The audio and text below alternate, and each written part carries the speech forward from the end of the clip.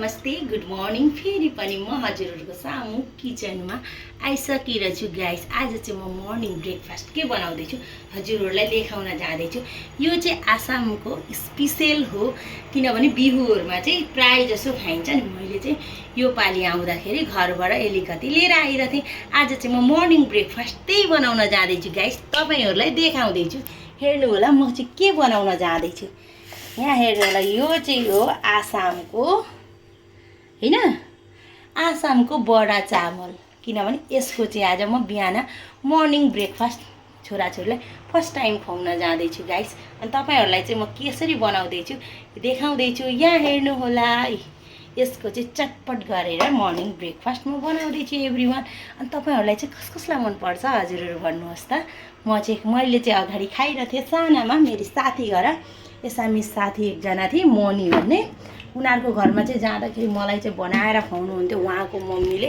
मलाई एकदमै राम्रो लाग्थ्यो र म पनि आज मेरो छोराछोरीलाई खुवाउँ हैन।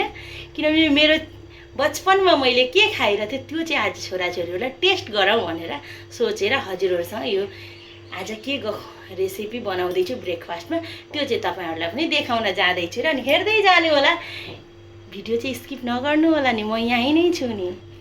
मैले चाहिँ नलमा हैन, नलमा 3-4 पानी चाहिँ यो बडा चामल चाहिँ धोएँ। किनभने चामल चाहिँ एकदमै धेरै राम्रो रहेछ, निखान्नुहरू चाहिँ परेन, राम्रै रहेछ। र मैले चाहिँ यहाँ 3-4 पानी धोइसकेँ गाइस।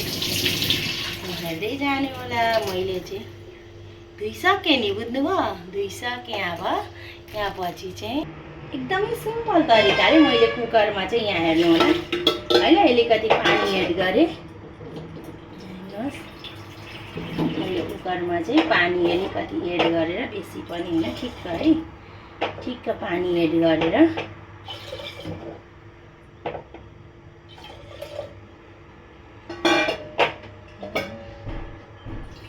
धेरै त हुँदैन भनेर कन्फ्युज भइरहेको छ। बहुत दिन अगाडि खाइरहेको थिएँ होइन र, अनि त्यही भएर चाहिँ मलाई चाहिँ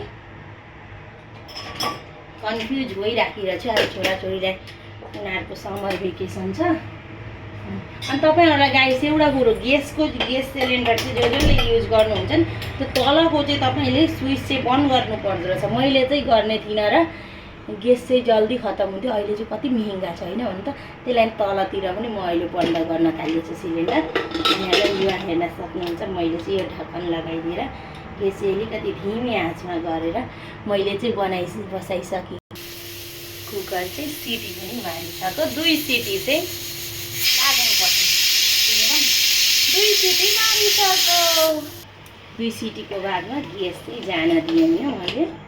ग्यास चाहिँ जान दिइसकेपछि वाउ कति राम्रो भएछ, हेर्नुहोस् त, कति मजाले भएछ। यहाँ हेर्नु होला, कति मजाले भएको छ गाइस। मैले चाहिँ यहाँ हेर्नु होला निकालेँ हैन। वाउ, यसमा चाहिँ अनि यसमा अलिकति चिनी एड गरेँ। चिनी एड गरेर साथै हैन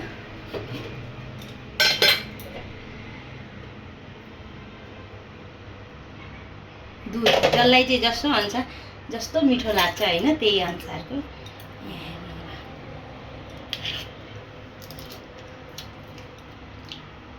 एकदमै यम्मी भइरहेछ फ्रेन्ड्स। यहाँ तपाईँहरूले पनि एकचोटि ट्राई गरेर हेर्नु होला। यसरी खाँदाखेरि चाहिँ एकदमै साह्रै मिठो हुन्छ। यहाँ हेर्नु होला, देख्नुभयो नि, एकदमै टेस्टी छ।